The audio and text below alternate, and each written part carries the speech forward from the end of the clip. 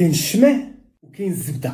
اش قرب الشمع للزبده؟ اليوم غنصحح واحد الخرافه مهمه بزاف قبل ما تذوب ليا الزبده. واش الزبده تقدر تطلع ليا الكوليسترول؟ واش الزبده الحيوانيه كتغلظ؟ واش الزبده الحيوانيه صحيه؟ تبع معايا وما تسكروليش. الزبده الحيوانيه فيها تقريبا 80% ديال الاحماض الدهنيه المشبعه، وفيها لا فيتامين عداك ا ودي والاو والكا، وبالتالي فهي صحيه. طبيعه الحال فيها سعرات حراريه، ولكن النقطه اللي بغيت ندوي لك عليها اللي هي مهمه بزاف ان الزبده تقدر تغذي لك البكتيريا النافعه اللي عندك في المصران. وبالتالي في الناس اللي عندهم مشكل ديال القولون العصبي، الزبده الحيوانيه فيها واحد اللعيبه سميتها البوتيرات، والبوتيرات هي المصدر الاساسي ديال الطاقه ديال الخلايا ديال القولون، لي كولونوسيت. بيان سور كتنقص لك الالتهابات، ولكن عندك تخلط المشكل ان الزبده الحيوانيه كاين فرق كبير ما بينها والزبده المهدرجه المارغرين. هي زيوت نباتيه، الناس اللي عندهم مشكل ديال الصوديوم ياخذها غير مملحه.